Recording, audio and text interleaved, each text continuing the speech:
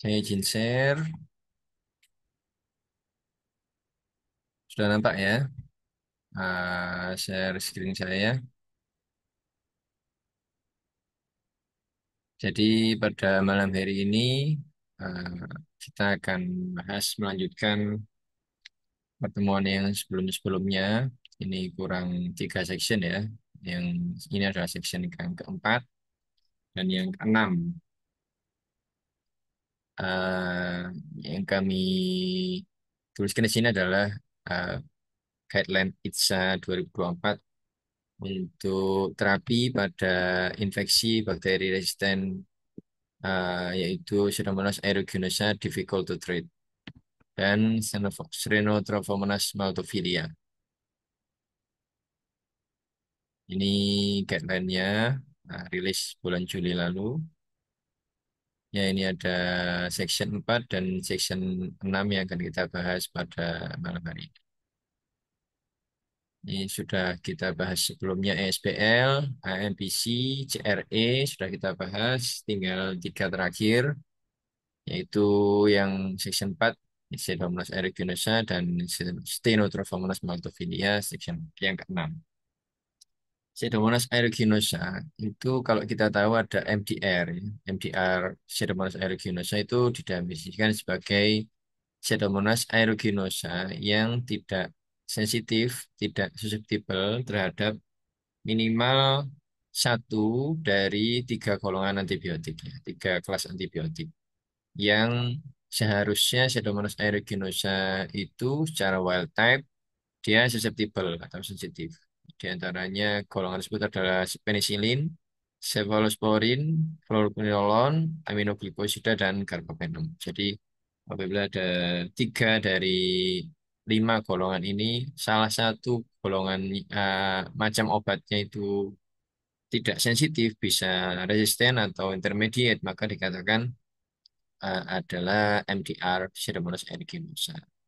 Dan ada istilah konseptual yang baru 2018 yaitu DTR ini, Difficult to Treat Resistance, itu mulai dimunculkan yang didefinisikan sebagai Pseudomonas aeruginosa yang tidak susceptible terhadap uh, beberapa obat. Ya. Di antaranya adalah Piperacillin tazobactam, kemudian ceftazidime, cefepime, aztreonam, meropenem, imipenem, ciprofloxacin, dan levofloxacin. Jadi apabila 7 berapa ini? 1, 2, 3, 4, 5, 6, 7, 8 ya.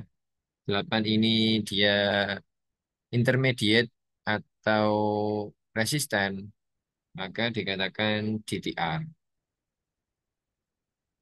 Kemudian ini adalah mekanisme resistensi pada MDR ataupun DTR Pseudomonas aeruginosa. Banyak sekali, ya. Baik itu yang enzimatis maupun yang non enzimatis. Tapi yang dominan di sini adalah untuk loss of purine, ya, yaitu OPRD. Ini adalah yang dominan ya. OPRD ini adalah dominan sebagai mekanisme resistensi pada Pseudomonas aeruginosa.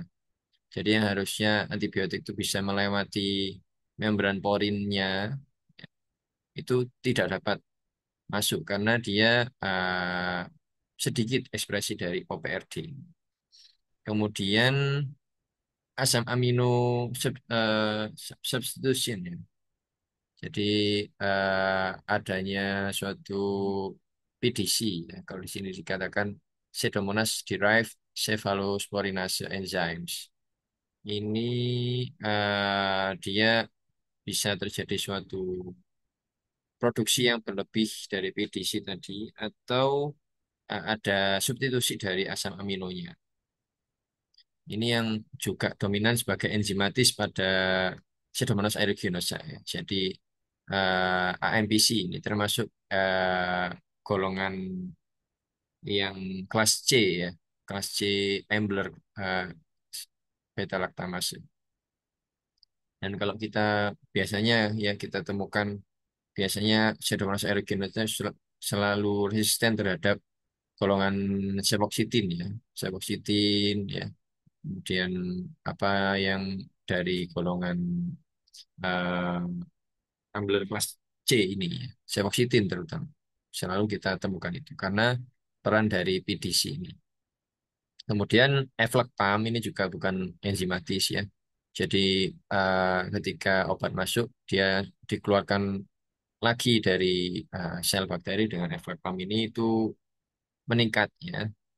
Kemudian PBB-nya terjadi mutasi ya, seperti kalau di Staphylococcus aureus ada MRSA, dia mempunyai PBB 2A. Kalau di sini adanya PBB 3 yang eh, bermutasi ya pada Pseudomonas aeruginosa. Kemudian juga bisa menghasilkan suatu ESBL.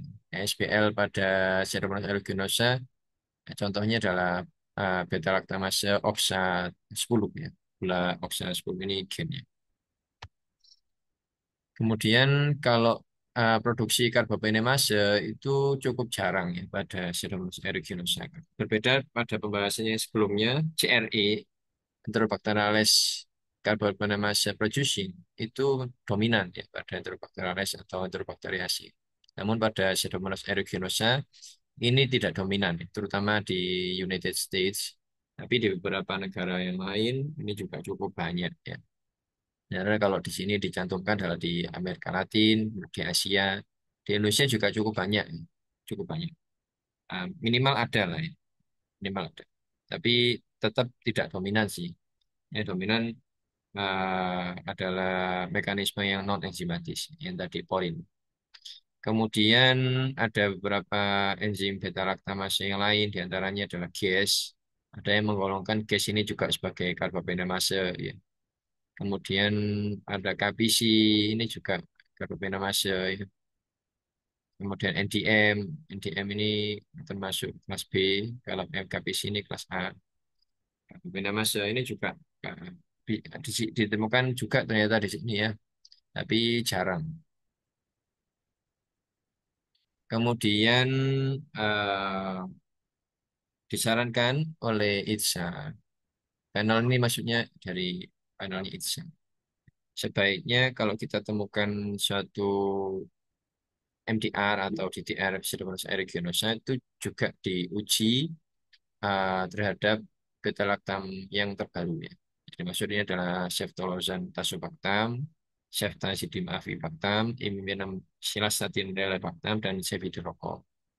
Ada satu yang hilang ya di sini kalau kita perhatikan, yaitu Meropenem favorbactam. Kenapa? Nanti akan ada jawabannya di depan. Kemudian kalau kita memiliki beta kuman yang bagus terhadap newer beta lactam agents ini, maka lebih mudah untuk memberikan terapi pada pasien yang mengalami impending atau hasil apa di sini, ya pending pending AST result ya. Jadi bisa diberikan yang lebih terarah. Tapi sepertinya pembahasan malam ini cukup mengawang-awang ya, karena obat-obat ini jarang kita temukan ya di Indonesia. Apalagi dengan coverage BPJS, wah ini sangat jarang. Tapi paling tidak kita secara keilmuan tahu apa yang harusnya kita lakukan pada pasien yang terinfeksi bakteri ini ya. Jadi obatnya jarang, tapi bakterinya lebih banyak di Indonesia. Nah, emang kasihan ya. Moga-moga kita bisa lebih baik lah. Beranjak pada inti dari guideline ini ada seperti biasa. Jadi dia ada beberapa question, ya. Ada 9 kalau ya, di Cerammus Eriginasa ini. 9 pertanyaan dan 9 suggestion juga dari panel. Itu akan saya coba bacakan. Kemudian sekilas kita lihat reasoningnya apa ya di pembahasan kisah Gadan tadi. Jadi pertanyaan pertama, 4 ini menunjukkan sectionnya ya. Salah satu pertanyaan yang keberapanya. Yang pertama, apa antibiotik yang bisa diberikan pada kasus infeksi MDR, Serbugus aeruginosa. MDR tadi 3 golongan ya. Ada salah satu dari masing-masingnya itu resisten atau intermediate. Maka kita lihat hasil susceptibility. Kalau misalkan obat-obat ini sensitif, maka bisa diberikan obat ini yaitu piperacillin tazobactam, ceftazidime, cefepime, dan aztreonam. Ini obat-obat beta lactam standar ya, untuk Pseudomonas aeruginosa kalau dia sensitif, tapi eh, dia MDR, MDR kan nggak selalu ini semuanya resisten ya. Kalau ini sensitif, carbapenem juga sensitif, maka yang dipilih adalah yang non carbapenem. Alasannya adalah untuk mereserve carbapenem untuk terapi yang lebih sulit ya. Kalau misalkan ini semua resisten, baru diberikan carbapenem. Kemudian kalau misalkan carbapenemnya resisten, tapi yang di depannya ini sensitif, itu bisa terjadi enggak? Ternyata bisa, ya. Nanti di pembahasannya ada. Bisa karena apa namanya? Nanti ada kita bahas ya. Maka yang akan diberikan adalah bisa diberikan yang tradisional ya. Piptazo, ceftazidime, ceftriaxone bisa diberikan, tapi dengan pemberian yang high dose dan extended infusion. Contohnya kalau cefepime biasanya diberikan 3 kali 1 gram. Nah ini diberikan 3 kali 2 gram. Nah, biasanya diberikan 30 menit. Nah kita berikan di sini 3 jam. Kemudian kalau pada critically ill atau source controlnya sulit, karena dia unoperable atau dia menolak misalkan, ya, maka kita berikan uh, newer beta lactam. Kalau dia carbapenemnya resisten ya, kalau resisten, yang ininya sensitif, tapi critically ill ya kita nggak ngasih ini sebenarnya. Sebenarnya kita nggak ngasih. Kita berikannya adalah yang newer ya. Ceftolozane tazobactam, ceftriaxone avibactam, atau imipenem silasatirelebactam. Jadi ini bisa diberikan ya. Tapi kalau mungkin ini nggak memungkinkan ya, mungkin bisa dicoba ya untuk ya sistem. Kita lihat reasoningnya sebentar. Jadi ini reasoningnya, eh, jadi perlu disimpan ya untuk carbapenem itu untuk kalau misalkan resistensinya lebih extend ya. Ini kalau kita lihat ternyata yang carbapenem resisten itu banyak yang sensitif terhadap beta lactam yang lebih tradisional ya. Iptazo, ceftazidime tadi. Alasannya adalah jadi OPRD yang tadi Porin loss tadi ya. Ini membuat karbopenem itu bisa sulit masuk ya. Karena ini eh, mudah dimasukkan golongan karbopenem itu bisa masuknya lewat OPRD. Namun untuk beta lactam yang lain dia tidak ada masalah. Jadi tetap masih bisa masuk kayak gitu. Jadi kalau venom resisten belum tentu beta lactam yang lain juga resisten karena OPRD ini beta lactam selain karbovenom masih bisa masuk. Ya. Kemudian untuk penelitian agak jarang ya, tidak ditemukan untuk membandingkan dua obat ini, karbovenom dan yang non karbovenom. Kemudian disarankan untuk tadi ya, ini contohnya, kalau misalnya 1 gram diberikan 2 gram, tiap 8 jam tapi 3 jam. Untuk pemberiannya tidak seperti biasanya 30 menit. Kemudian alternatifnya ini ya yang newer beta lactam mention. Terutama pada critically ill ya, sulit untuk melakukan source control itu kemudian eh ini juga menjadi perhatian ya. Ini disampaikan di pertanyaan pertama penjelasannya bahwa Pseudomonas aeruginosa itu bisa berubah ya dari yang sebelumnya sensitif atau susceptible menjadi decrease of susceptibility, bisa intermediate atau dia resisten. Dia memiliki mekanisme itu. Jadi kalau misalkan di sini contohnya beberapa pemberian obat itu nantinya dia ketika hasil pertama sensitif, hasil berikutnya bisa resisten ya. Taso, ceftazidime, meropenem, imipenem ini bisa menjadi resisten nantinya. Maka sebaiknya kalau kita mendapatkan isolat ini ya uh, kita curigai menjadi penyebab infeksi, maka disarankan untuk melakukan pengulangan kultur ya, pengulangan kultur sehingga kita tahu betul-betul obat yang kita berikan masih sensitif ataukah sudah ada penurunan susceptibility. Kemudian pertanyaan kedua, ini eh, apakah ada perbedaan ya antar eh, aktivitas dari beta lactam agent terhadap DTR Pseudomonas aeruginosa itu apakah berbeda-beda dari satu tempat dan tempat yang lainnya seperti itu ya. Ternyata ada perbedaan itu karena masing-masing regional itu mekanismenya ternyata banyak berbeda. Di sini di reasoningnya lebih jelas. Jadi ada mulai ada resistensi ya terhadap obat-obat yang baru ini. Kalau di sini adalah gambarannya, Ceftolozane sulfaktam sensitivitasnya 90%, imipenem relebactam 85%, ya. Sorry. Cefta Avi ini, ya. Cefta Avi, kemudian ini imipenem relebactam. Nah, ini yang paling tinggi adalah cefiderocol, ini masih bagus banget 99%. Dan kalau kita lihat beda-beda ya antar daerah, dia mekanisme resistensinya berbeda-beda. Nah ini regional difference ini sangat berpengaruh. Seperti yang di pengantar tadi di awal ya. Jadi ke apa ini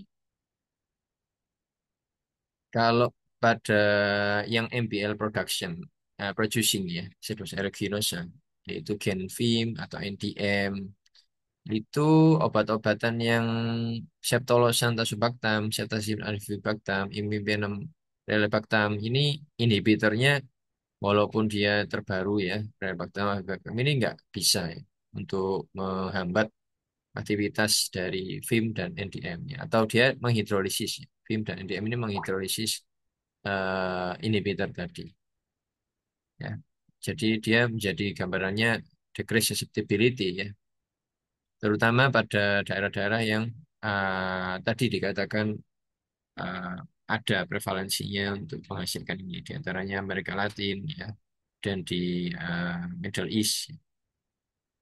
Kemudian untuk yang Ceftolozane sulfaktam, dia tidak efektif untuk menghambat yang memproduksi KPC. KPC itu diantaranya di Cina, ya, Amerika Latin juga itu dia akan menjadi resisten. Ya. Berbeda-beda. Jadi gennya tempat ini beda, dan tempat ini juga beda. Kemudian ada juga gas ya.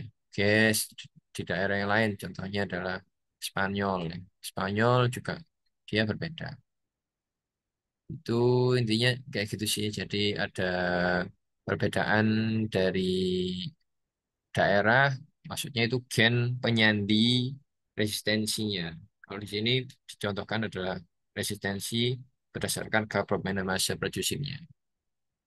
Gitu. Kemudian di sini juga yang saya sebutkan tadi ya. Jadi tidak diujikan meropenem paborbatam. Kenapa pada Pseudomonas aeruginosa ini tidak diujikan? Karena favorbactam ini ya benar-benar sangat terbatas untuk menghambat aktivitas dari DTR Pseudomonas aeruginosa. Sehingga kalau di sini kita baca ya, kita baca secara guideline CLSI juga tidak ada cut-off-nya ya untuk breakpoint terhadap Pseudomonas aeruginosa. Nah, kalau dicocokkan dengan Enterobacteriales ya, Enterobacteriales ternyata ya nggak bisa cocok kalau kita pakai breakpoint Enterobacteriales untuk Meropenem favorobactam. Intinya Meropenem favorobactam ini tidak efektif untuk infeksi yang disebabkan DTR Pseudomonas aeruginosa. Ya, khususnya pada yang karbapenem resisten ya. Kalau dia karbapenem susceptible ya meropenem aja sudah bagus. Kemudian eh, ini ya Cefiderocol ya. Cefiderocol ini yang paling bagus ya sebenarnya untuk Pseudomonas aeruginosa. Nah, dia adalah suatu cephalosporin generasi akhir ya, generasi kelima, dan dia mempunyai suatu moiety dan siderophore yang dia bisa masuk ke bakterial sel menggunakan transporter besi dari bakteri. Ini 97% dari 1.500. Agak main-main ini, isolatnya cukup banyak. 97%-nya masih susceptible dengan cut off MIC-nya kurang dari 4. Ini masih bagus banget dan agak jarang dipakai masih ya. Yang paling sering masih sering dipakai adalah Septa Avi, Septolosanta subactam itu kalau di Amerika. Kemudian banyak pada ini ya, uncomplicated cystitis. Jadi kalau kita lihat di section-section sebelumnya, memang ada pembahasannya itu berdasarkan diagnosis. Yang pertama uncomplicated cystitis, yang kedua adalah complicated UTI dan pyelonephritis, dan yang ketiga adalah yang selain UTI, kayak gitu. Jadi ini uncomplicated cystitis disarankan pemberian adalah Ceftolosantus Spectam, Septa Avi, Imbepentan, dan Cefidrocol. Ini disarankan diberikan pada uncomplicated cystitis. Walaupun uncomplicated cystitis ini kan secara teoritis tanpa diobati pun bisa sembuh sebenarnya. Kalau dibahas di seksi sebelumnya kan seperti itu. Tapi kalau dia memang cenderung memiliki auto apa kondisi imun yang imunosupresan atau dia imunnya tidak kuat, ya, maka itu perlu diberikan terapi. Kemudian bisa diberikan juga pilihan yang lain adalah tobramycin atau amikacin single dose saja, satu kali saja. Ini cara reasoningnya. Jadi ada beberapa penelitian yang menunjukkan bahwa obat-obat ini non-inferiority ya, kalau dibandingkan dengan common comparatornya pada UTI.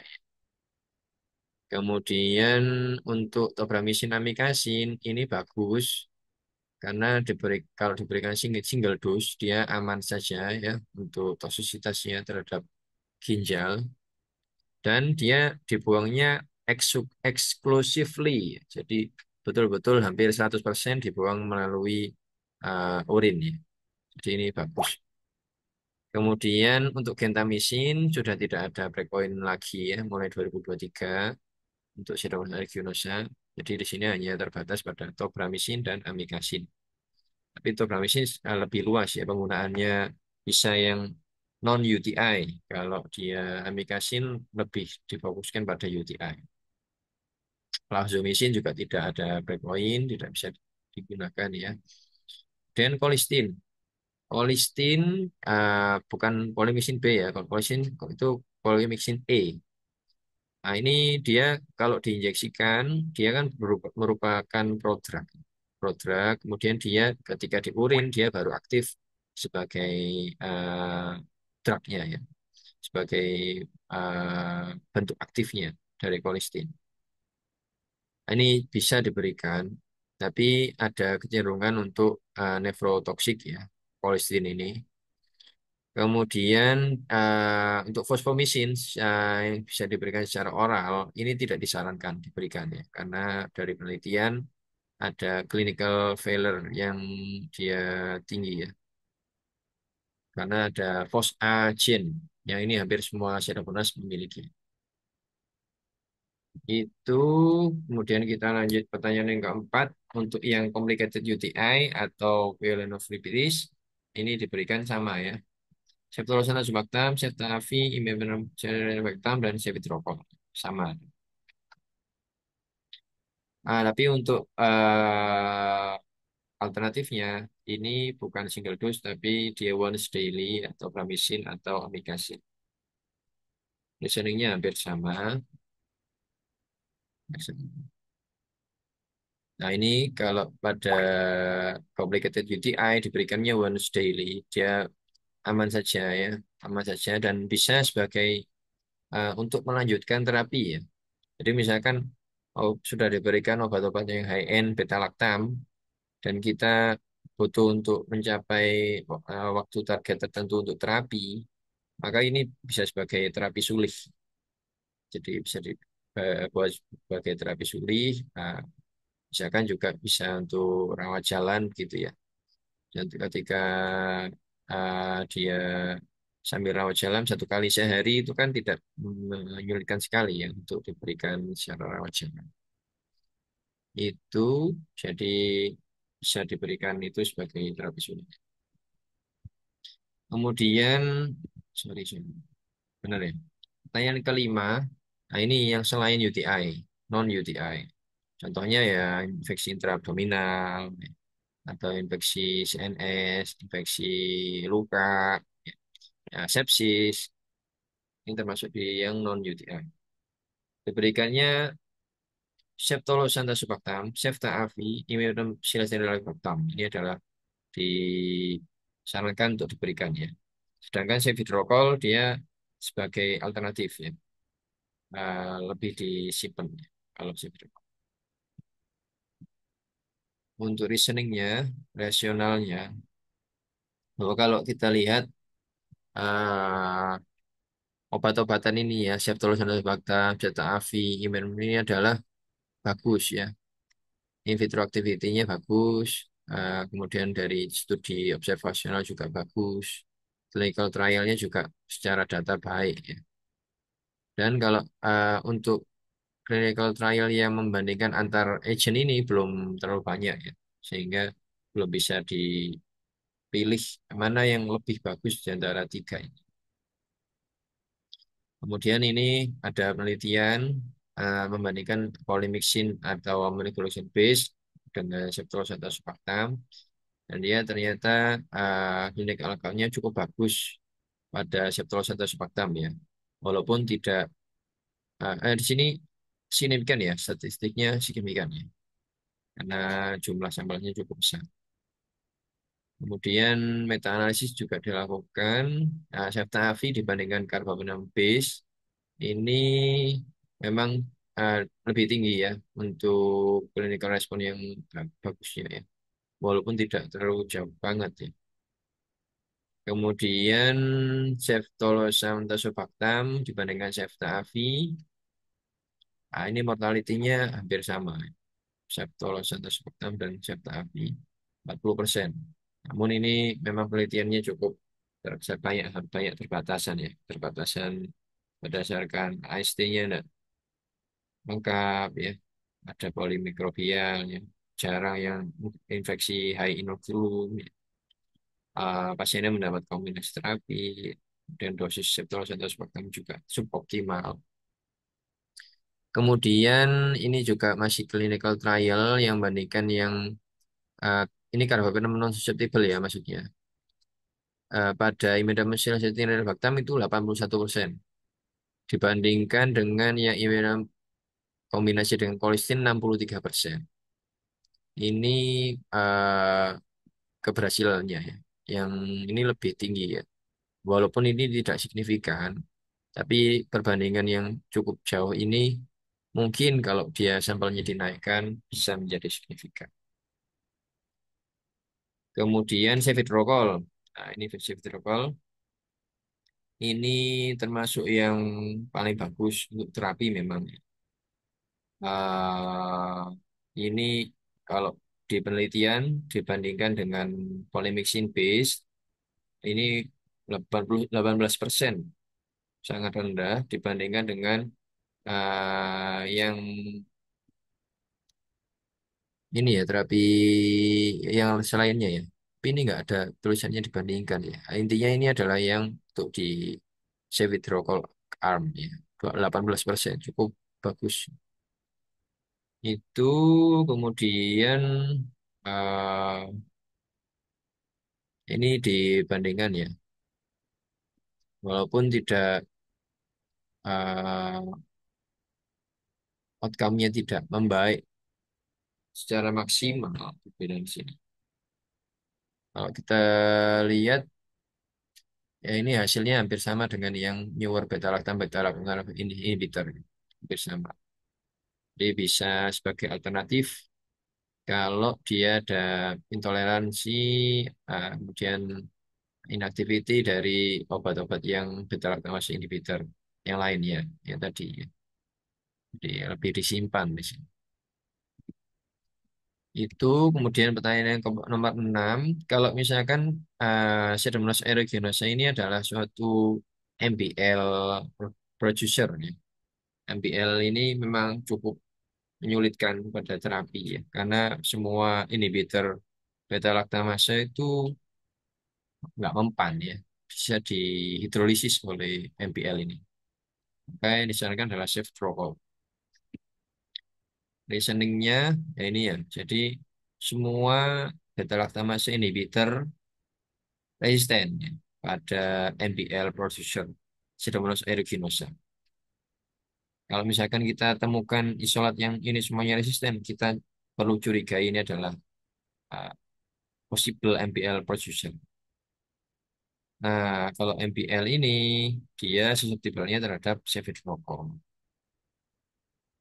Penelitiannya masih sangat terbatas ya, untuk terapi dengan cefiderocol ini, karena emang ini perlu dilakukan penelitian-penelitian lagi ya di center-center yang memang dia ada produksi MBL pada cirrhosis aeruginosa infection.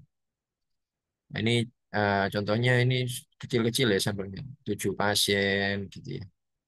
Clinical trial cuma sampelnya 7 pasien. Ini contohnya kelihatan kalau dia cukup baik ya, hasil clinical suksesnya cukup baik ketika dikombinasi. Nah, kalau yang di sini adalah Cefta Avi kombinasi dengan Astreonam.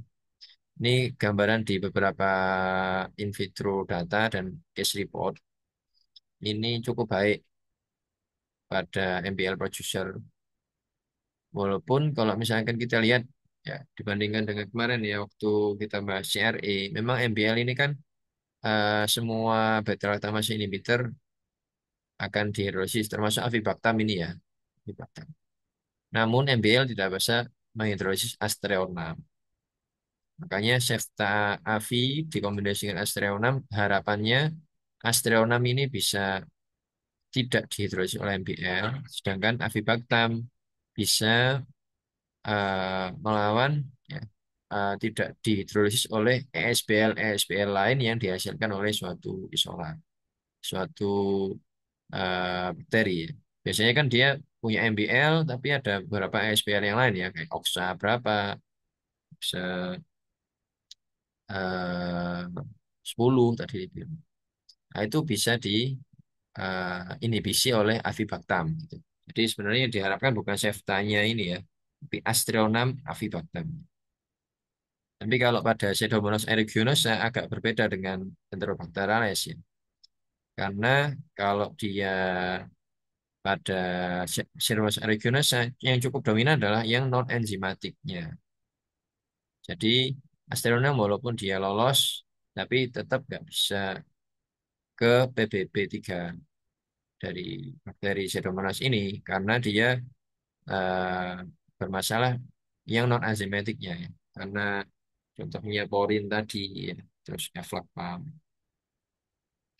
Itu kemudian ini gambarannya ya. Jadi kurang dari 10% producer ya dari Cereus aeruginosa itu sensitif ya. Tidak memiliki aktivitas yang cukup baik. Jadi sangat rendah ya. Jadi yang tetap disarankan adalah Cefiderocol. Walaupun secara teoritis ini sebenarnya bisa ya, terutama pada Enterobacterales. Lalu kemudian pertanyaan yang ketujuh, emergence of resistance ya. Jadi cukup ada emergence of resistance ini di beberapa belahan dunia ya. Yang tadi sudah kita beberapa kali bahas juga. Dan yang paling banyak adalah Ceftolozia azobactam dan Ceftazidime avibactam. Karena memang dia lebih sering digunakan ya. Penelitian juga lebih banyak laporannya karena sering digunakan. Sedangkan untuk imimenem sinasinilolebactam karena memang lebih terbaru dan Cefiderocol ini masih perlu penelitian lebih lanjut ya. Karena ini juga datanya tidak banyak.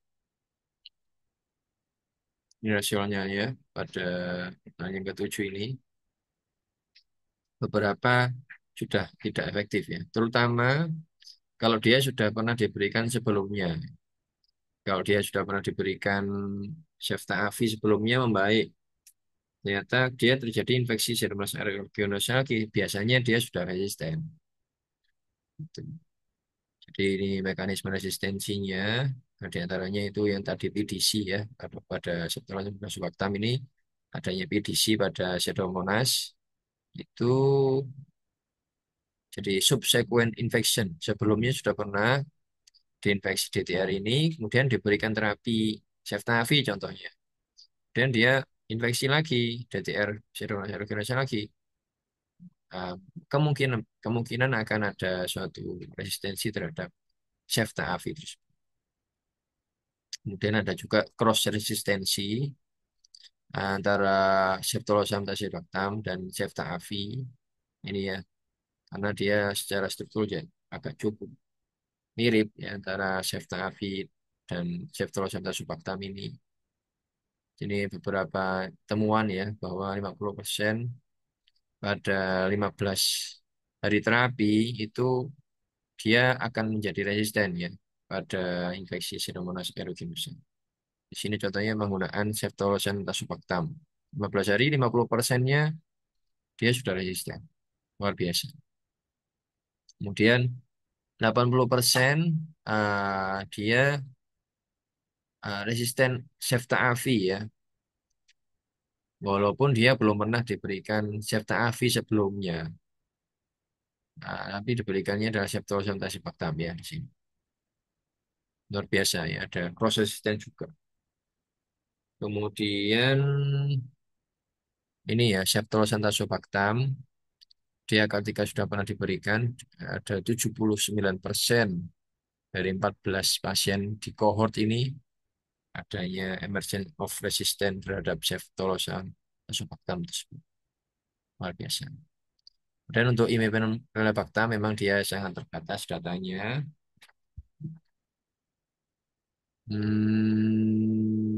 Ini 26% ya contohnya di sini. Ada ada tapi datanya sangat sedikit.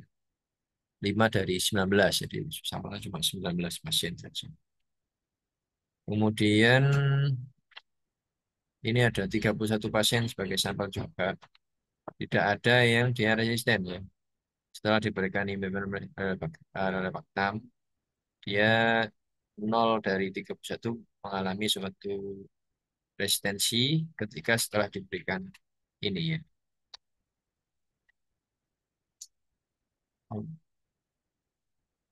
Ya, jadi nggak ada yang resisten. Kemudian untuk Cewidrokol ini eh, tidak komplit datanya ya.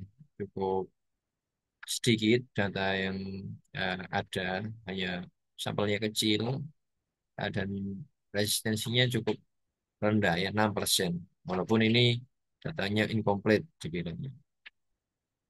Kemudian untuk cross resistant bisa terjadi pada Cefidrokol ketika dia resisten pada Ceftolozane tazobactam. Ini yang juga mengerikan ya, karena dia ini adalah cukup tinggi angka resistensinya dan Cefidrokol ini adalah obat yang disimpan.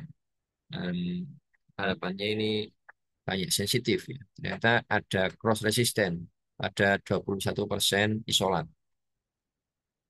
Kemudian, nah ini yang sudah kita bahas di awal bahwa kalau dia diberikan antibiotik pada DTR Pseudomonas aeruginosa infection, nah, kalau misalnya ada gejala infeksi lagi, ya, baik itu infeksi baru di tempat lain maksudnya, atau relapse, maka kalau dia sudah pernah diberikan Ceftriaxone tazobactam atau Ceftaroline, sebaiknya disarankan pemberian imipenem atau Ceftriaxone sambil menunggu hasil antibiotik susceptibilitasnya. Itu pertanyaan kedua terakhir, apakah perlu diberikan kombinasi terapi ya pada infeksi DTR Pseudomonas aeruginosa? Suggestion dari tim tidak disarankan. Kalau hasil dari antibiotik ini sudah ada hasil itu adalah sensitif. Jadi sebaiknya penggunaan monoterapi saja asal sudah ada hasil sensitif.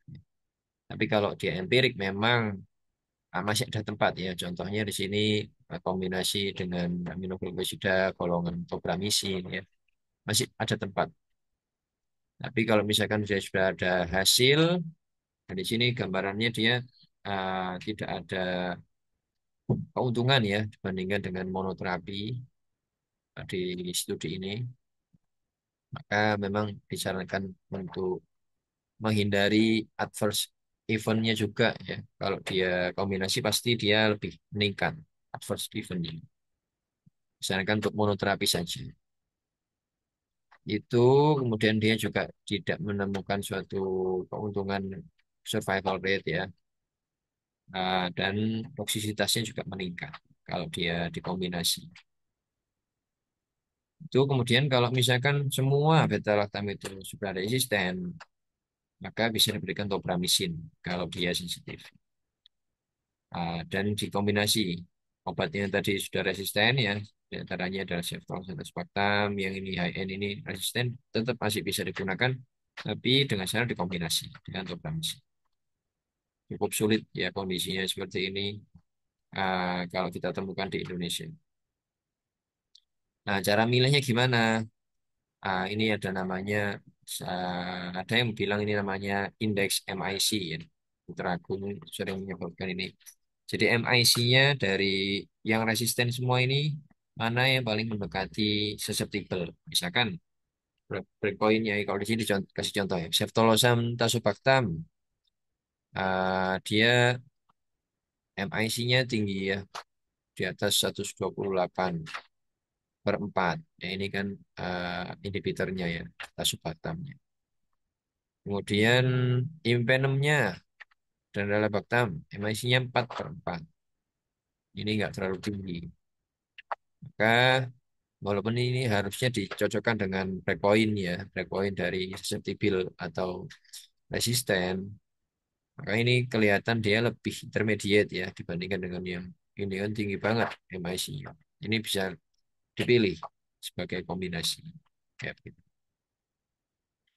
Eh, Misalkan ini adalah kondisi yang sangat-sangat penting memang pilihan terakhir untuk kombinasi ini.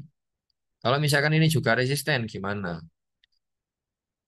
Pilihannya adalah polymyxin B.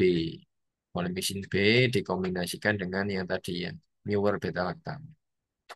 Bukan polymyxin E atau colistin ya, polymyxin B. Polymyxin B ini dia sudah merupakan obat yang aktif ketika diinjeksikan.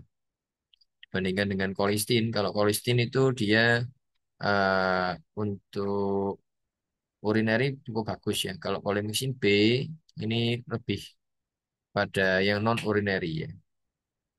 Jadi dia dia cepat mencapai target di plasma ya. Dan dia lebih tidak nefrotoksik dibandingkan kolistin. Nah, ini juga yang obat yang sangat disimpan ya. Dan penelitiannya juga tidak banyak Mas. Nah, yang terakhir dari sesi Pseudomonas ini, itunya sudah 8, 5, sorry. Ini apakah kita bisa berikan nebulisasi antibiotik pada infeksi respiratori pada DTR Pseudomonas aeruginosa? Jawabannya adalah suggestionnya adalah tidak disarankan. Ini saya lihat rasionalnya tidak spesifik terhadap DTR Pseudomonas aeruginosa. Kalau kita lihat di sini memang conflicting ya dari beberapa pendapat, beberapa penemuan ya, bahwa antibiotik yang dinebulkan itu apakah bermanfaat ataukah tidak sebagai eh, tambahan ya, adjuvan. Tentunya dengan obat injeksi juga. Maka ini ada 3 penelitian ya. Kalau di sini dilihat ada 3 penelitian. Yang pertama adalah dia pneumonia disebabkan 34% karena sidon aeruginosa diberikan colistin dibandingkan dengan placebo secara nebul. Ya. Dan penelitian kedua Ini pneumonia yang disebabkan oleh Pseudomonas aeruginosa, 22%-nya, di nebul dengan amikasin fosfomisin dibandingkan dengan placebo. Dan yang ketiga, ini cukup besar sampelnya. Ini pneumonia 32%-nya karena Pseudomonas aeruginosa, diobati dengan amikasin nebul dan bandingkan dengan placebo. Ternyata dari tiga ini tidak ada yang signifikan ya keuntungannya untuk survival. Jadi kurang begitu baik ya dari tiga ini. Kemudian ada juga meta-analisis dari 13 trial. Ini total sampelnya memang cukup tinggi, tapi sampel ini kurang bagus ya. Dia kurang spesifik untuk MDR ya kalau nggak salah. Nah, memang ada gambarannya ini ya, cukup membaik secara parsial, secara gejala klinisnya. Tapi memang dia sampelnya heterogen, cukup tinggi heterogenitasnya ya. Kemudian definisi dari respon klinis juga dia sangat bervariasi gitu ya. Dan ini yang cukup penting, jadi tidak ada keuntungan secara survival. Survival rate-nya sama saja dengan tanpa pemberian nebulisasi ya. Kemudian length of stay-nya juga di ICU sama saja, tidak ada pengurangan dan tidak ada pengurangan hari untuk ventilator. Nah, ini sih masih kontroversi ya. Kalau kita bingung, ya itu gimana ya? Kita pakai yang gimana? Tapi kalau dari guideline memang dia ini ya eh, kerjakannya seperti itu. Nah ini beberapa penjelasan lagi ya. Kenapa kok diberikan nebulisasi ini kurang bisa bermanfaat? Memang karena ini masih approach yang baru, jadi masih unclear ya untuk kenapanya. Tapi di sini coba dijelaskan bahwa memang kalau sudah dinebulkan itu level obat di paru cukup tinggi ya, cukup tinggi ya obat yang aktifnya, tapi dia tidak bisa mempenetrasi. Jadi walaupun dia tinggi, tapi tidak bisa mempenetrasi jaringan paru. Oke. Dan tidak mencapai kadar untuk bakterisida. Kemudian obat yang dinebulkan juga obat injeksi ya. Obat injeksi kemudian dinebulkan itu pun juga tidak spesifik ya, untuk di, diinhalasikan. Nah, itu juga eh, bisa mempengaruhi ya. Kemudian kalau misalkan kalau di sini ya panel memang dari ITSA eh, tidak menyarankan pemberian nebulisasi. Tapi kalau misalkan di sini eh, masih tetap dilakukan gitu ya. Nah, itu di sini dikatakan bisa terjadi suatu bronkokonstriksi sebagai komplikasi. Makanya tidak disarankan.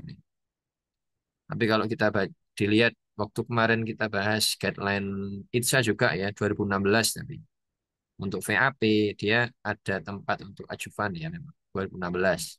2024 sedang digodok ya untuk VAP guideline ITSA. Nanti akan kita bahas juga insya Allah kalau ada kesempatan.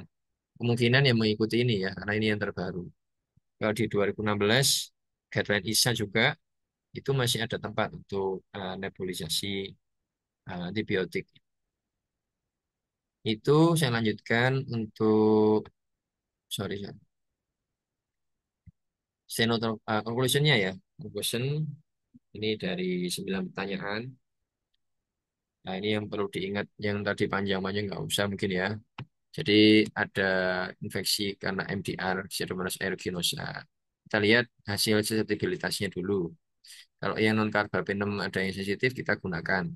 Kalau dia nggak ada yang sensitif ya kita pakai carbapenem. Tapi kalau misalkan carbapenem resisten ya, atau non sensitif bisa intermediate, maka pilihannya diberikan yang tradisional ini dengan dosis tinggi dan infusion yang diperpanjang. Ya. Kemudian kalau dia critically ill atau source controlnya yang belum bisa dilakukan, maka pilihannya adalah newer better agents. Kalau dia ada sensitif. Kemudian ini adalah ada perbedaan ya antar masing-masing region untuk hasil suitability-nya terhadap obat-obat beta-lactam yang baru. Karena dia mekanisme resistensinya memang berbeda-beda ya. Ada yang karena dia MPL, ada yang karena KPC, ya. Ada yang karena yang lain ya. Kemudian terapi pada uncomplicated cystitis, pilihannya adalah beta-lactam agent yang baru. Alternatifnya bisa single dose aminoglucosida golongan tobramycin atau amikacin. Kemudian untuk yang complicated sama dengan yang atas, tapi untuk alternatifnya bukan single dose tapi once daily. Untuk selain UTI diberikannya adalah tiga golongan ini ya setelah baru, sedangkan untuk alternatifnya bisa diberikan cefidrokol. Ini untuk disimpan. Kemudian untuk MBL producer yang memproduksi beta-lactamase yang golongan metalo, maka pilihannya adalah cefidrokol. Berbeda dengan CRE ya. CRE masih bisa pemberian ceftaavi kombinasi dengan aztreonam. Ya. Tadi penjelasannya, kalau Pseudomonas aeruginosa dia banyak mekanisme yang non-enzimatis. Kemudian ini ada resistensi terhadap obat-obat golongan baru beta-lactam. Yang paling tinggi adalah ceftolozane sulfaktam dan ceftazidime avibactam. Sedangkan untuk data-data yang kurang, untuk obat yang imipenem-mevalbactam dan ceftriaxone itu belum bisa menjadi suatu kesimpulan. Kemudian obat kombinasi tidak disarankan kalau sudah ada hasilnya yang susceptible dari obat-obat tadi. Nebulizer juga tidak disarankan karena kurang bagus ya untuk penetrasinya dan bisa menyebabkan suatu komplikasi. Lanjut, seksi ke-6 ya. Sudah jam 9 nggak apa ya. Senos Provomonas ini nggak banyak sih, ada 5 pertanyaan aja kayak kalau nggak salah. 5 atau 6 ya. Kalau kita di lab menemukan kuman ini ya biasanya kadang pasiennya tidak mengalami pneumonia kadang-kadang ya. Jadi bisa sebagai colonizer dan dia memang tidak banyak virulensinya sebenarnya. Yang dia cukup diperhatikan adalah dia bisa membentuk suatu biofilm ya, dan dia kalau pada host yang bermasalah sebelumnya memang ya, contohnya cystic fibrosis ya, kemudian eh, pasien kan yang juga dengan injeksi obat ya, atau kelainan kanker darah, ini cukup menjadi suatu concern bakteri ini. Dan guideline ini mengkhususkannya pada yang moderate to severe Stenotype infection. Ya. Jadi kayak dia uncomplicated cystitis itu tidak dibahas di sini. Kemudian ya yang ini adalah moderate to severe.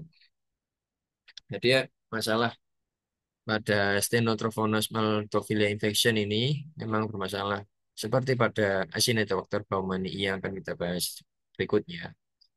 Di antaranya memang dia kadang kita bingung apakah ini sebagai penyebab penyakit infeksi ataukah hanya colonizer saja. Makanya kalau kita melihat sampel, melihat hasil kultur, muncul Stenotrophomonas maltophilia ini, benar-benar kita harus lihat kondisi klinisnya dan marker-marker infeksi yang lain. Terkadang dia juga sebagai komponen dari polymicrobial infection. Ini yang saya tadi spill di grup. Kenapa kok kita bahas ini bersama Pseudomonas aeruginosa. Jadi kalau kita temukan Stenotrophomonas maltophilia saja, biasanya dia merupakan colonizer biasanya. Tapi kalau dia ditemani sama Pseudomonas aeruginosa itu sangat bermasalah nantinya dua bakteri ini. Kayak gitu. Ini bisa menjadi true patogen juga ya. Dan dia bisa meningkatkan morbiditasnya, mortalitasnya, terutama pada yang kanker darah. Bisa menyebabkan hemorrhagic pneumonia atau bakteremia. Penyebab yang kedua, bahwa ini ada banyak sekali ya mekanisme resistensi yang Pseudomonas maltophilia ini kalau kita lihat di CLSI Nutrisi resistennya paling banyak ya, dibandingkan bakteri yang lain. Karena dia memang banyak memproduksi ini ya, L1 NPL, L2 serin beta laktamase ya. Jadi ini banyak sekali resistensinya. Dan hanya sensitif yang bisa kita uji sebagai obat uji sensitivitas hanya sedikit sekali ya. Kalau dulu ada CAS masih masuk ya, tapi sejak 2024 ceftazidime tidak dipilih, tidak dilakukan uji ya. Nanti akan ada penjelasan di belakang. Jadi ini ya, uh, dia memiliki mekanisme resistensi juga terhadap obat-obat pilihan untuk terapi stenotrophomonas maltophilia ini juga ya. Kayak otrimoxazole ini kan dia pilihannya. Levofloxacin dia juga pilihannya dan dia bisa menjadi resisten karena ada gen SMGNR ini ya. Tetrasiklin ini juga menjadi pilihan ya. Contohnya minocycline nanti akan kita bahas. Kemudian untuk terapinya juga dia masih lack of evidence begitu ya. Jadi belum banyak suatu evidence yang kuat untuk terapi guideline standarnya untuk terapi standar maltophilia ini. Jadi uh, perlu pendalaman ya untuk terapi-terapi yang memang betul-betul karena infeksi ini. Ada beberapa studi yang dia membahas tentang Stenotrophomonas maltophilia tapi belum belum bersih datanya bahwa ini betul-betul sebagai uh, penyebab. Dan untuk AST-nya juga uh, cukup sulit ya, problematik kalau untuk Stenotrophomonas maltophilia ini. Jadi hanya untuk 6 agent saja CLSA ini. Cefidrokol, chloramphenicol, levofloxacin, minocycline, ticagrelor, dan cotrimoxazole. Ini saja yang di endorse oleh CLSI. Dulu ada ceftazidime ya, sekarang sudah nggak ada. 2023 ya, dulu nggak ada. Nah ini juga ticarsilin clavulanat juga tidak banyak diproduksi untuk saat ini ya di Amerika di sini. Kemudian kloram juga dia sangat toksik untuk liver. Kemudian hanya 4 ya sisanya. Cefidrokol, levo, minocycline, dan cotrimoxazole. Kemudian juga ketika dilakukan uji itu reproducibility-nya sangat rendah ya. Jadi kalau misalkan sekarang diuji isolat yang sama sensitif, belum tentu diulang lagi dia bakal sensitif lagi. Gitu. Cukup sulit ya. Banyak ke pertanyaannya. Ya, ini pertanyaan yang pertama. Apa yang bisa kita berikan?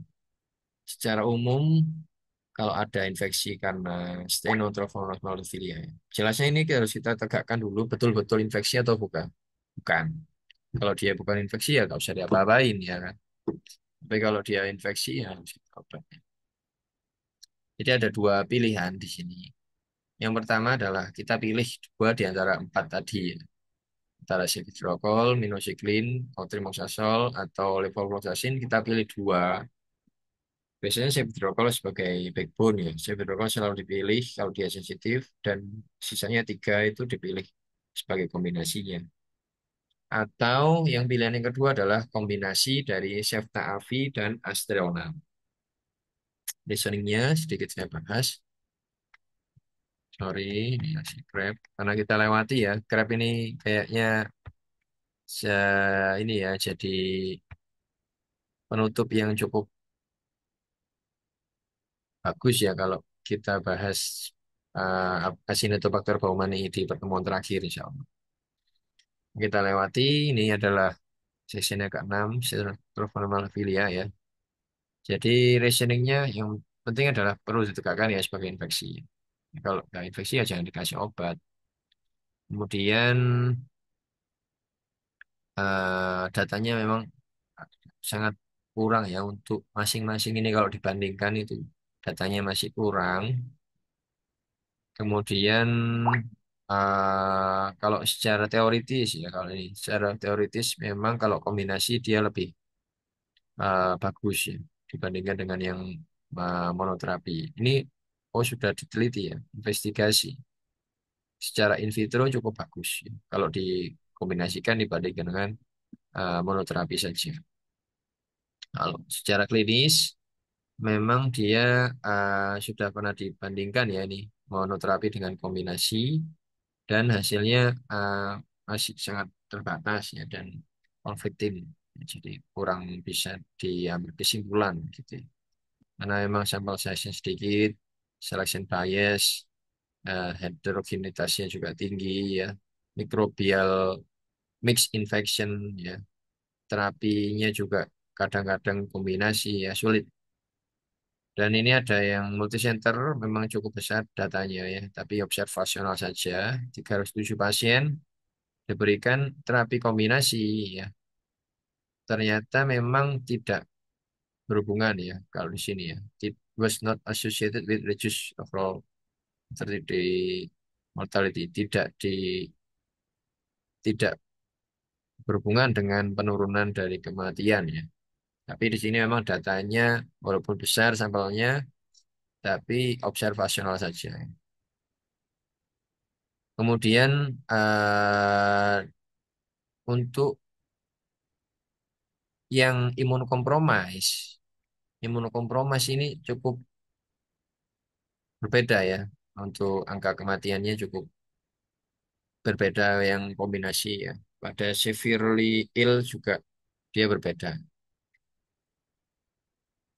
Ini kemudian untuk eh, yang disarankan oleh ITSA karena memang datanya kurang ya dan karena memang untuk menyelamatkan pasien maka disarankan untuk memberikan terapi kombinasi sampai dengan ada improvement dari eh, klinisnya pasien. Kemudian Cefidrokol ya, Cefidrokol apakah dia punya role dalam terapi infeksi karena bakteri ini? Maka satu suggestionnya adalah memang dia adalah suatu komponen dari terapi kombinasi. Jadi disarankan memang diberikan kombinasi, di antaranya Cefidrokol ini sebagai pilihan yang utama ya. Sampai dengan ada clinical improvement. Reasoningnya, oh ini di sini adalah gambarannya ada sampai 100% ya sensitivitas terhadap obat ini, Cefidrokol. Jadi cukup bagus ya. Kemudian CLSI pun sampai nggak punya breakpoint untuk resisten ya, karena dia datanya memang sensitif semua, hampir dikatakan seperti itu. Jadi sangat sedikit paucity of isolate that are not susceptible. Jadi jarang ya dia non susceptible. Kecuali ini pernah dibuat suatu mutan dari Stenotrophomonas dibikin suatu mutan yang dia resisten, itu bisa terjadi ya, Cefidrokol resisten. Tapi ini secara implikasinya, signifikansinya masih belum terlalu jelas. Kemudian eh, pada pemberian Cefidrokol secara in vivo ini cukup bagus ya dibandingkan dengan yang in vitro. Kalau in vitronya bagus, in vivonya juga ternyata hasilnya bagus. Pneumonia juga membaik, baik ya.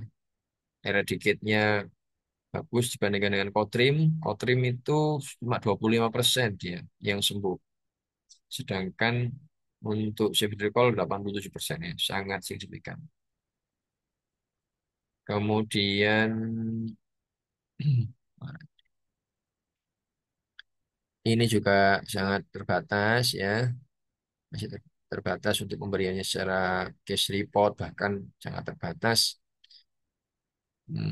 membandingkan dengan yang tradisional ya. Kemudian karena dia secara teoritis bagus ya, clinical datanya juga in vitro in vivo bagus, maka disarankan untuk eh, apa namanya kombinasi ya. Belum bisa suggest apakah bisa monoterapi ataukah tidak. Maka eh, tetap disarankan untuk kombinasi dan melibatkan Cefidrokol ini. Kemudian yang ketiga, Ceftaavi dan Astreonam, apakah bisa digunakan? Nah, ini bisa ya. Sesuai dengan pertanyaan pertama, pilihannya bisa Ceftaavi kombinasi dengan Astreonam.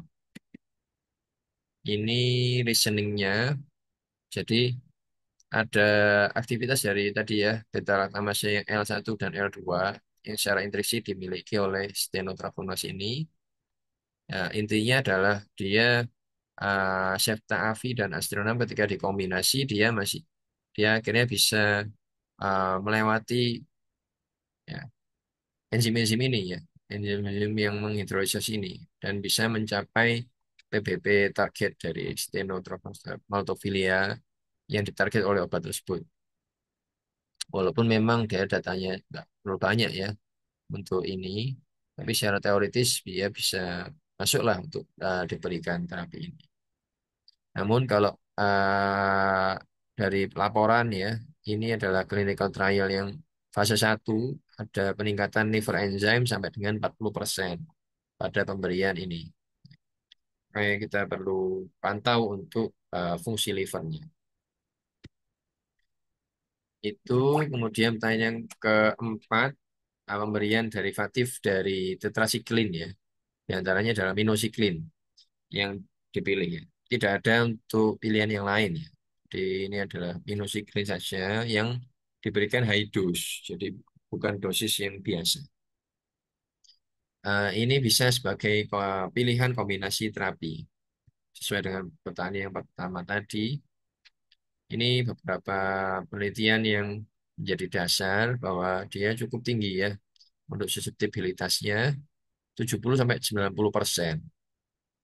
Ya, tapi ada perubahan guideline breakpoint pada 2023 menjadi kurang dari 1 mikrogram per mililiter. Ini cukup rendah breakpoint untuk sensitifnya sehingga penelitian yang sebelumnya ini perlu untuk dikoreksi lagi mungkin ya 70 sampai 90%-nya karena ini penelitian sebelum 2023. Kemudian ternyata kayaknya coret. Ternyata mana tadi? Ini breakpoint juga tidak ada pada sediaan yang lain ya. Selain minocycline nggak ada. Jadi untuk tiga siklin, kemudian obat-obatan yang lain ya tidak ada. Jadi yang bisa kita gunakan adalah minocycline untuk menilai susceptibilitasnya. Dan ini ada contoh pada tikus yang dibuat neutropenic, diberikan infeksi kuman ini ya, dan diberikan dosis minocycline 200 mikromiligram setiap 12 jam. Ini 90% mencapai PKPD-nya ya. Tapi hanya 50% yang dia bisa membunuh bakteri ini. Jadi cukup eh, bermasalah ya sebenarnya kalau seperti ini.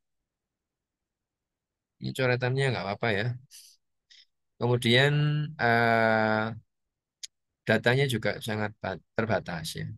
Datanya sangat terbatas dari yang clinical eh, trial yang sudah ada laporan ya.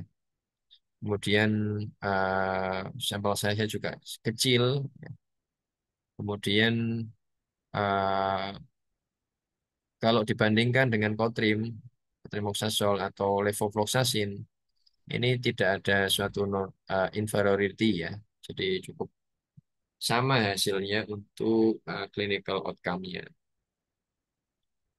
Kemudian karena dia masih cukup galau ya, apakah bisa digunakan ataukah tidak begitu ya. Maka disarankan pemberiannya adalah high dose untuk minocycline ini dan sebagai kombinasi. Nah, kemudian obat yang lain eravacycline ya itu hasil secara in vitro in vivo-nya kurang bagus ya. Atau di sini bukan kurang bagus ya, sedikit ya. Hasil penelitiannya masih tidak banyak. Omandacicline ini juga dia secara in vitro juga kurang bagus. Tidak disarankan untuk pemberian oravacycline maupun omandacicline ya, omandacicline untuk terapi infeksi Stenotrophonus malophilia ini. Kemudian yang menjadi concern pada obat tetrasiklin derivatif ini adalah ketika sudah diinjeksikan, obat-obat ini sangat cepat untuk distribusi ke jaringan. Sedangkan yang tersisa di plasma maupun di urin itu sangat rendah. Sehingga tidak disarankan pemberian tetrasiklin ini pada UTI. Maupun kalau diberikan pada infeksi aliran darah, bloodstream infection, ini juga perlu dengan caution, dengan perhatian khusus ya. Tinggal dua pertanyaan kayaknya. Kemudian untuk Kotrim, gimana? Ini suggestionnya adalah bisa digunakan sebagai terapi kombinasi ya. Kalau secara bukti ya, memang dia sensitifnya cukup tinggi ya, 90%. Tapi secara in vivo, secara klinis, dia cukup bermasalah ya. Kotrim ini dia hanya bakteriostatik, tidak sampai membuat kumannya mati, tidak bakterisida. Makanya dia perlu kombinasi tadi. Jadi hanya stasis aja, ya, stasis. Kemudian perlu dilakukan kombinasi ya. Ini ya contohnya ya. Di percobaan di hewan, rabbit yang dibuat netropenik. Diberikan cotrimoxazole ternyata dia tidak mengiritasi. Dibandingkan dengan Cefidrokol sangat jauh. 87% tereradikasi ya, pada pemberian Cefidrokol. Sedangkan cotrimoxazole hanya 25% saja. Yang meninggal ya ini, sorry. Yang bertahan. Bertahan 22%. Jadi 75%-nya meninggal, mati ya. Untuk rapidnya. Itu kemudian untuk clinical data memang masih kurang datanya. Ini ada penelitian yang observasi cukup banyak sampelnya, tapi data ini hanya data administratif ya. Jadi untuk hasil yang didapatkan uh, kurang akurat kalau di sini disimpulkan. Ini memang dia pemberian cotrimoxazole dia mortalitasnya meningkat kalau dituliskan di penelitian tersebut ya. Dan membuat hospitalisasi yang semakin lama. Length of stay-nya, loss-nya menjadi panjang. Kemudian signifikasinya bermasalah ya, karena dia sulit untuk diinterpretasikan. Ya. Itu kemudian ya intinya dia uh, masih belum bisa diaplikasikan ya untuk apakah betul-betul harus ditinggalkan cotrimoxazole ini. Kemudian ada tindak lanjut ya dari penelitian ini ada case series ya, dari 91 pasien cukup banyak dan kasusnya adalah bloodstream infection. Mortality-nya 25% dengan pemberian cotrimoxazole. Memang tidak ada perbandingan dengan obat yang lain kalau di sini dibilangnya. Ada pun cuma sedikit, ya, small number. Kemudian kalau dibandingkan dengan uh, levo maupun tetrasiklin derivatif, dia cukup sama ya ke hasilnya. Kemudian untuk toksisitasnya, jadi uh, untuk dosis yang bisa diberikan hanya terbatas pada 10 sampai 15 miligram per kilogram. Ini komponen kotrim ya, maksudnya dosisnya kotrim ya dari kombinasi. Tidak bisa lebih dari itu karena uh, toksisitasnya yang cukup banyak ya, cukup banyak. Tuh.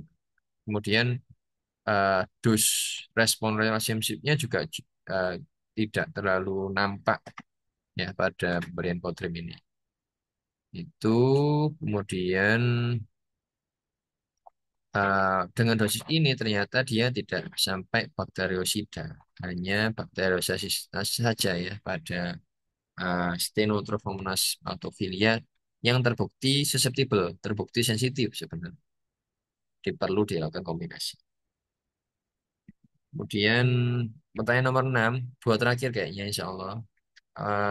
Pemberian fluoroquinolone pada infeksi Stenotrophonus maltophilia yang di sini adalah levofloxacin. Sedangkan untuk ciprofloxacin, kemudian moxifloxacin tidak disarankan. Levofloxacin bisa digunakan sebagai komponen dari kombinasi pada terapi infeksi Stenotrophonus maltophilia ya. Ini walaupun dia secara kromosomal dia memiliki gen yang berpotensi resisten fluoroquinolone ya, SMGNR ini, tapi tidak selalu dia resisten ya sebenarnya, walaupun dia bisa menyebabkan resistensi. Kemudian ada mekanisme efflux pump yang terekspresi over, ini bisa menjadi mekanisme resistensi terhadap fluoroquinolone juga. Nah, ini susceptibility-nya juga sangat bervariasi 30 sampai 80%. Nah, ini ya cukup bermasalah ya. Kemudian eh, ketika sudah diberikan levo, maka kedepannya bisa terjadi suatu peningkatan MIC, jadi inducible resistance. Kemudian CLSI tidak memiliki cut-off, tidak memberikan cut-off untuk Cipro dan Moxi. Dan untuk 2023 pun, Levo itu hanya diberikan suatu keterangan bahwa harus diberikan sendiri saja. Gitu. Should not be used alone. Oh sorry, tidak boleh diberikan sebagai terapi monoterapi gitu, pada infeksi Stenotrophmonas. Dan kalau secara in vivo, in vitro ya, kita lihat time kill curve-nya, memang dia tidak bisa menghambat secara betul-betul bagus ya pada pertumbuhan Stenotrophomonas maltophilia ya. Kecuali dikombinasikan. Kalau dikombinasikan dia cukup bagus ya. Itu kemudian pada pemberian secara in vivo ada hewan coba yang dibuat neutropeni. Pemberian levo ini tidak mencapai PKPD yang diharapkan, ya, dosis yang ditargetkan. Dan eh, secara hasil penelitian sebenarnya dia cukup bagus, ya. Survivalnya 50% dibandingkan placebo memang.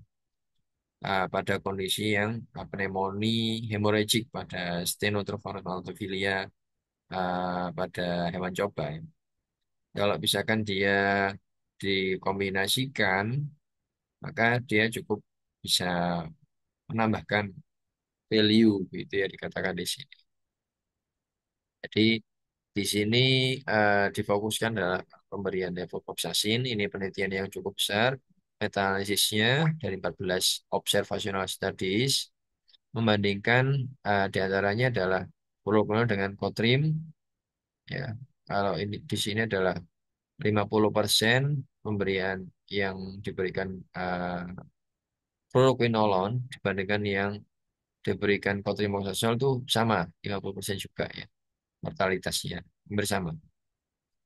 Kemudian kalau di sini juga disampaikan signifikan secara marginal ya, secara mepet gitu ya untuk menghindarkan suatu mortalitas dibandingkan dengan cotrimoxazole yaitu 26% pada levo sedangkan pada Kotrim 33%. Cukup tidak terlalu berjarak ya. Kemudian kalau pada bloodstream infection, uh, when limiting drainage to, kalau ini dibatasi pada pasien-pasien yang bakteremia ya, maka ternyata kesimpulannya adalah pemberian levo kurang begitu kelihatan suatu manfaatnya. Oh iya, nah, di sini gitu. Kurang 5 menit mungkin. Gitu.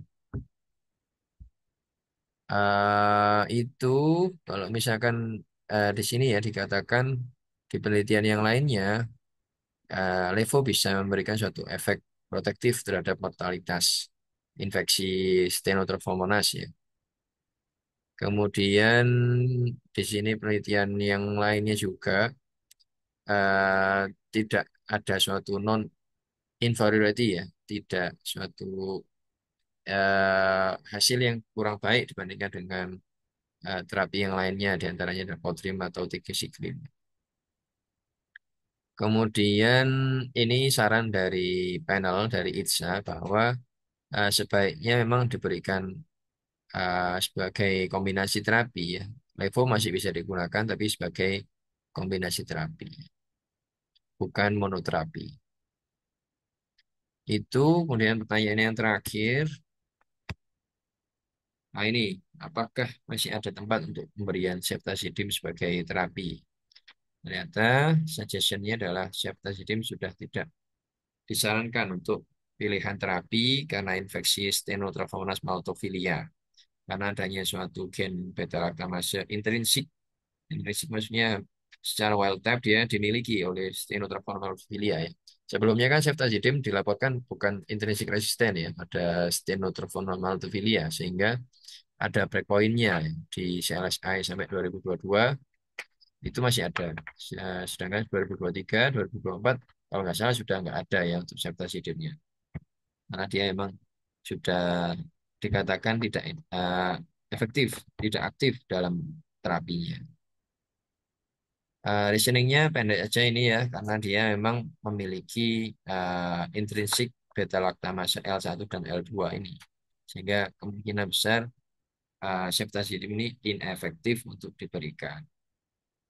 Ini juga secara penelitian in vitro, pemberian ceftazidime tidak dapat secara substansial menghindari pertumbuhan Stenotrophmonas maltophilia.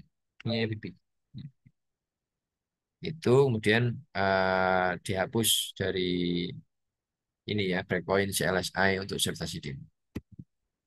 Itu kalau bisa kami konklusikan ya dari Stenotrophmonas ini ada 7 poin.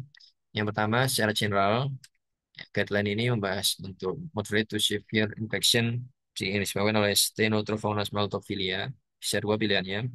Kombinasi obat dari empat ini, ceftriaxone kombinasi dengan minocycline atau cotrimoxazole atau levofloxacin.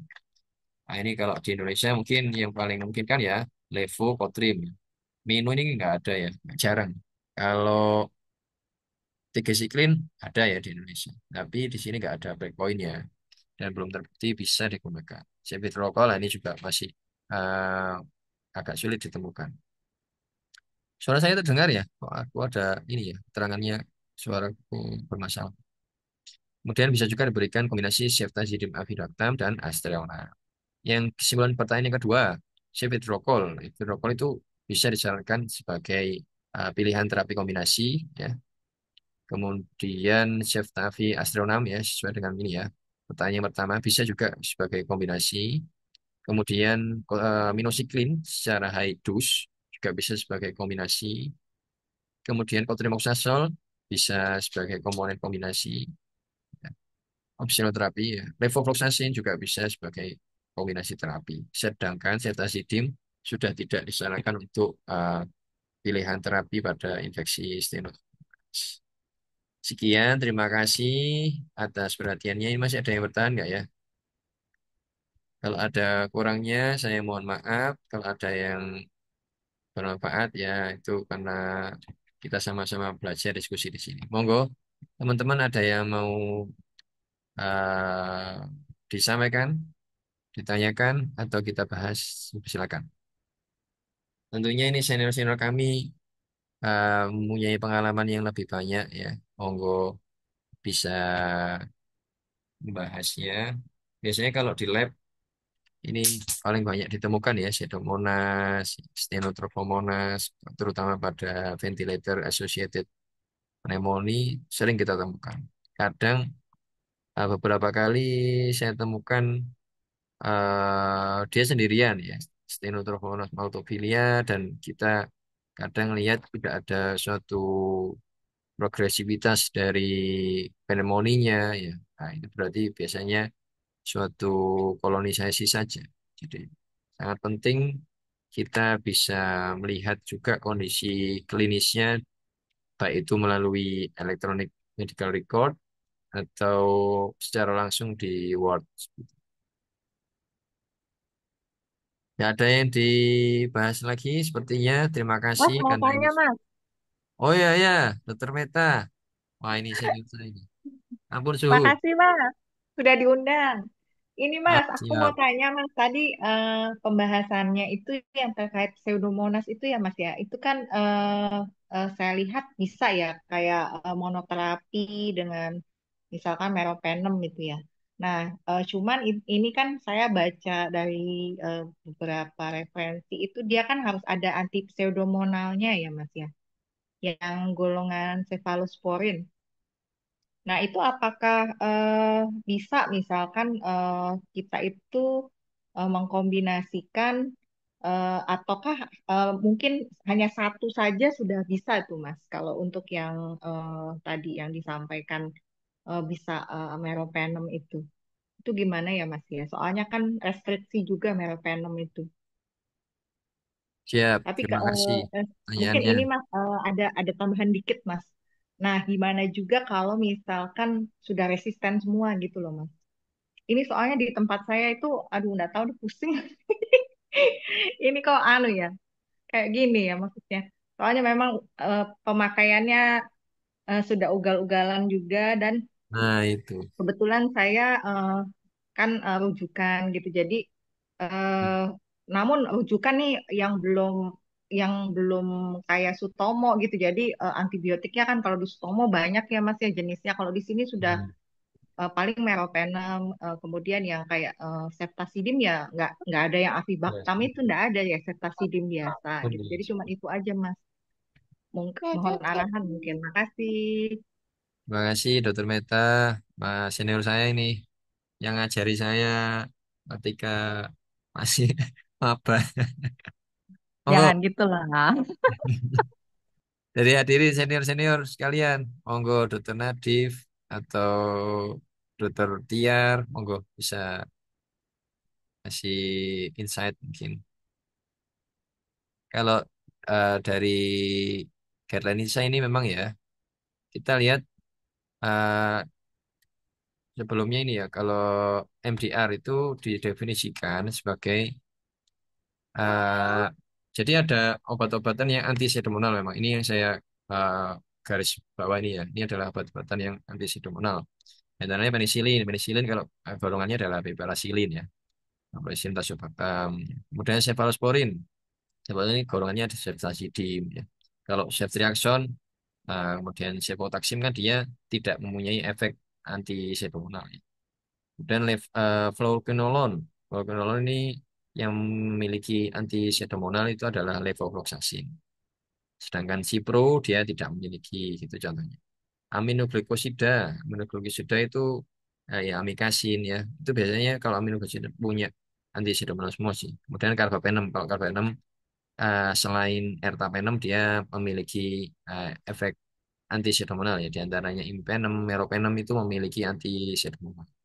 Nah, kalau dilihat di pertanyaan yang pertama dari guideline ini kan kalau MDR Pseudomonas aeruginosa berarti dia ada resistensi terhadap beberapa antibiotik golongan tadi ya. Nah, ada beberapa golongan tadi ada masing-masingnya masing-masing ada satu minimal. Nah, kalau MDR kita lihat mana yang ada apakah ada yang sensitif di antara tadi. Oh, sebentar. Hmm, nah, kalau ada yang sensitif ya kita pilih yang non karbapenem dulu gitu. Ya, biasanya kalau kita sudah kondisinya meropenem sensitif selalu dipilih meropenem dulu. Kalau bisa jangan. Karena kalau kita pilih meropenem dulu, Pseudomonas itu punya mekanisme resistensi yang hebat ya. Kalau dia sudah pernah dikasih, beberapa hari kemudian dia bisa menjadi resisten kemudian. Nah, maka jadi jangan dipakai langsung, Bang. Kalau misalkan dia meropenemnya resisten, yang di depannya ini dia sensitif, bisa dipakai yang di depan. Tapi kalau misal, tapi dengan extended infusion dan high dose. Kayak gitu. Kalau misalkan dia resisten semua ya, resisten berarti di TR. Kalau di TR itu secara apa namanya definisi ini semuanya resisten. Dokter Meta, ini yang saya garis bawahi semuanya harus resisten pada Iya, DTR yang betul Mas. dibilang. Itu jadi semua resisten kecuali yang itu ya silastatin itu nggak ada di tempat saya itu. Ya, imipenem selalu digabungkan dengan silastatin. Kalau imipenem selalu ada silastatinnya. Karena dia, Oh, anu ya. ya, Yang sendiri nggak ada ya? Kok di tempat ada. saya kok sendirian ya? Nah, itu berarti sudah imipenem silastatin. Biasanya, dokter. Oh, oke oke oke, Ya. siap siap. Ini imipenem silastatin ini sudah satu, kayak suami istri lah ya. Imipenem Oke. silastatin ini istri. Ini semuanya harus resisten baru dikatakan sebagai DTR. Nah, kalau DTR ya udah terapinya mengikuti ini. Nah, tapi ini kan sudah kayak di awang-awang ya. Obat-obatan ini ya mana ada di Sutomo aja nggak ada ya. Di apa Jakarta saya nggak tahu ya. Tapi katanya ada, oh, sorry sorry, ada Ceftazidim Avi mulai ada ya. Tapi pengadaannya kan cukup sulit, harganya juga mahal. Nah, itu bisa dipilih ini ya, sparing agentnya amikacin. Amikacin ini biasanya ada ya. Amikacin bisa bisa dipilih. Nah, ini kalau untuk yang complicated UTI, kalau yang dia non uriner ya ini yang agak sulit ya, karena ini semuanya adalah obat-obatan yang kita nggak pernah lihat obatnya, nggak pernah kita cek di lab juga ya. Kita ceknya juga nggak ada di Funi kan nggak muncul, di Vitek juga nggak muncul ya. Nah, ini masih sulit untuk dikerjakan sih. Tapi ini sebagai pembelajaran terutama bagi kita ternyata masih banyak tantangan untuk berbuat untuk pasien. Nah, ini ya RSCM ada ya. Septa Avi banyak. Septolol Santos Bakti masih ada di RSCM saja. Terima kasih Dr. Tommy Eko Damani. Nah, itu bisa kita gunakan ya. Septolosan tazobactam ini sebenarnya ya cephalosporin generasi ketiga yang dikombinasikan dengan tazobactam. Sama dengan kalau di sulbactam itu cefarason sulbactam gitu ya. Tapi di sini adalah septolosan dikombinasikan dengan tazobactam. Aku ke toilet duluan anakku ini ya. Sebentar, apa kita akhiri apa gimana ya? Anakku Nggak kalau apa-apa, monggo Mas. Anu dulu aja Mas. ya anakku soalnya kalau ke belakang mesti sama aku. Bentar ya. Oh, ya oke oke, ditunggu Mas. Makasih.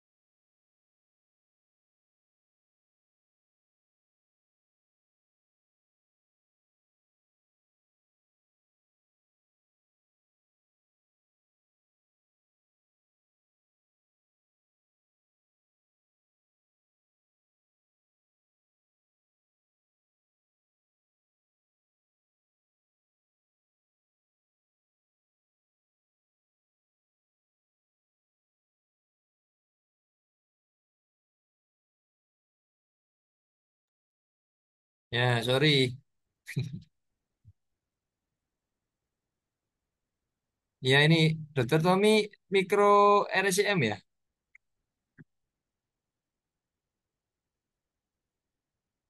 Boleh sharing-sharing. Beberapa kali Tomo juga pernah dikasih Septa AVI sih, cuma sangat terbatas kayaknya. Dan ujinya juga nggak ada.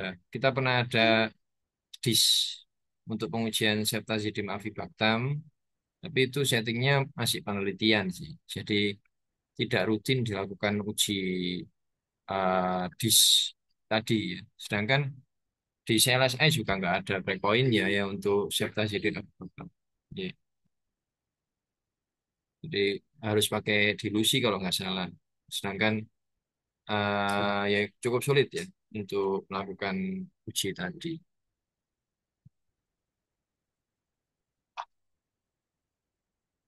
Wah, 3 hari 10 jeti ya. Wah, itu luar biasa. Ya, jadi ini dari awal saya sudah disclaimer bahwa apa yang akan kita bahas akan banyak di awal-awal sebenarnya ya. Karena ya yang masih kita banyak temukan Septa Avi sih. Septolosanta subactam juga nggak terlalu sering ya. Apalagi imipenem relebactam ini, wah ini nyebut namanya aja sulit nih Mas.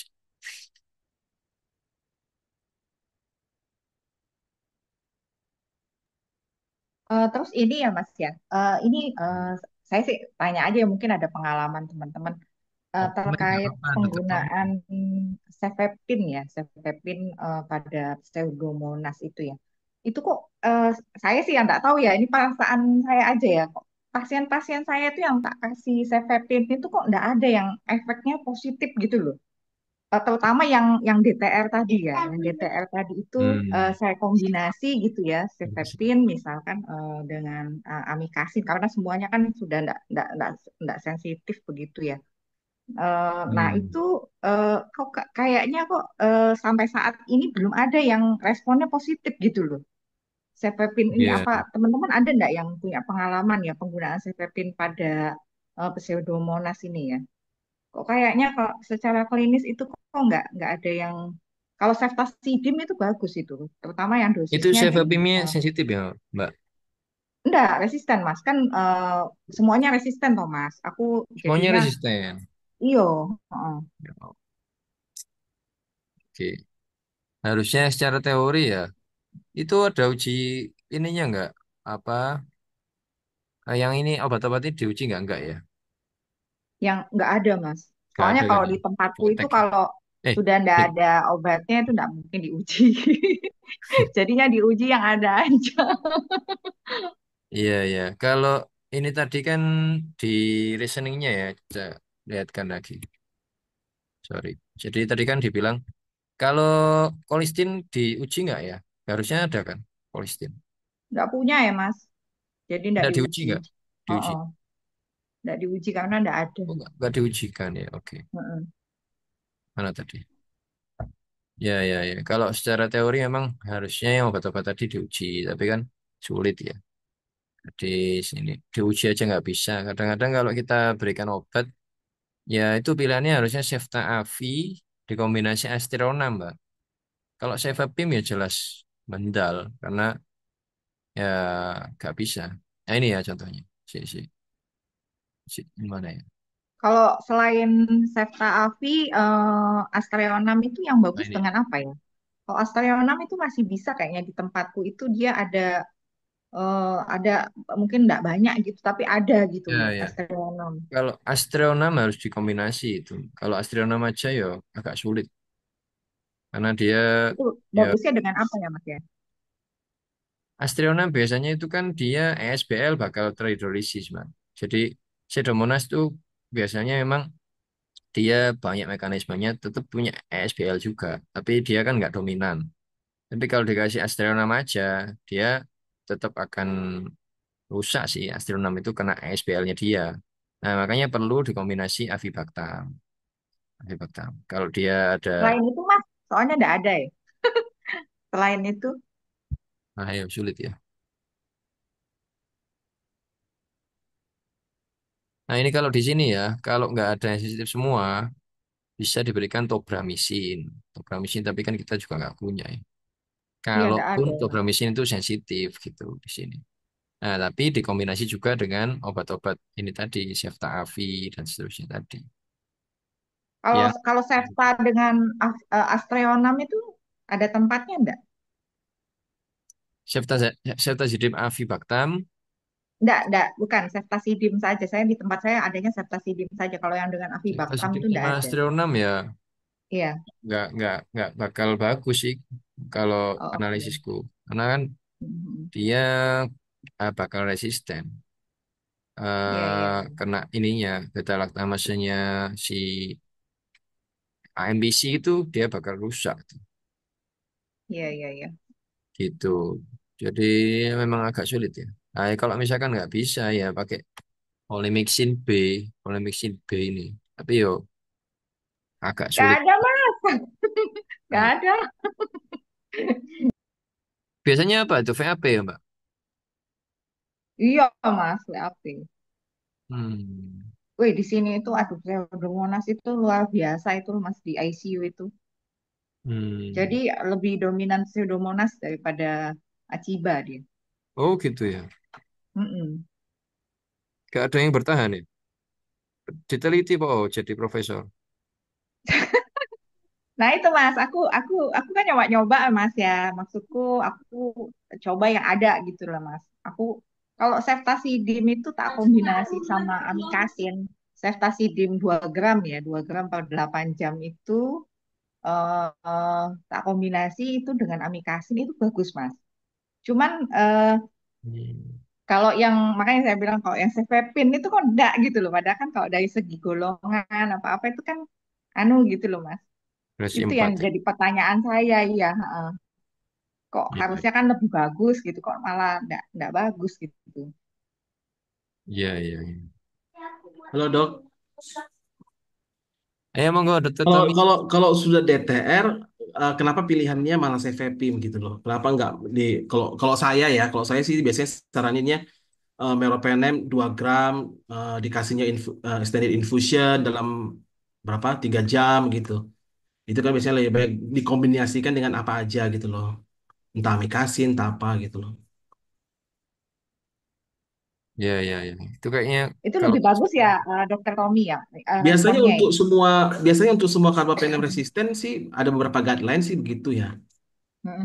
Heeh. Oke, Kalau memang oke. kalau untuk sputum memang ya jelek-jeleknya memang larinya ke ceftalozone tadi kan, ceftalozone tazobactam, polymyxin B gitu loh.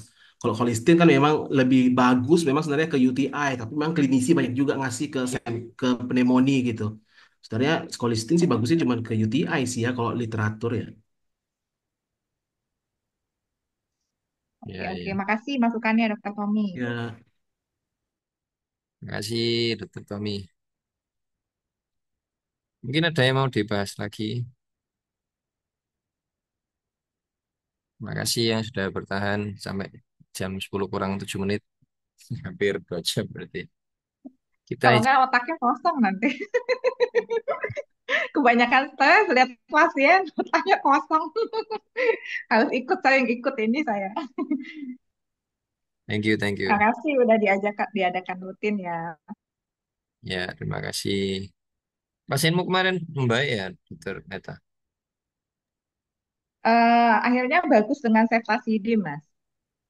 Yang Alhamdulillah. ceftriaxone itu dia masih demam dia itu. Jadi demam naik turun gitu. Karena gini Mas, dia ininya kan EPD-nya itu kan nggak bisa ya, karena dia kan lepas toh Mas. Jadi nggak dan dari bedah saraf itu nggak mau masang lagi itu loh. Jadi dia nggak tahu lah Mas di sini itu kan dia ada pertimbangan biaya dan sebagainya itu loh Mas. Jadi kadang Jika nggak sesuai investasi dengan membaik. ininya. Iya, dengan septasidi membaik ya.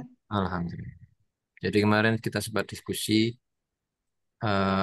infeksi CNS karena Staphylococcus aureus yang medisnya sensitif ya diberikan ceftriaxone harusnya membaik ya harusnya membaik tapi nggak membaik masih demam terus ternyata albuminnya agak rendah albumin rendah kan kalau self reaction kurang bisa bagus ya. Karena dia kemudian coba dikasih ceftazidime ternyata membaik alhamdulillah. Mungkin itu Oke. nggak ada yang mau dibahas lagi. Kita ketemu lagi ya, insya Allah hari Kamis akan kita bahas karbohidrat resisten Acinetobacter baumannii. Insya Allah moga-moga ada kesempatan. Kita akhiri dengan berdoa sesuai dengan agama dan kita yang masing-masing ya, karena tadi kita awali juga berdoa. Semoga apa yang kita bahas menjadi manfaat dan berkah ya untuk kita semua. Dan terutama untuk pasien khususnya. Berdoa silakan.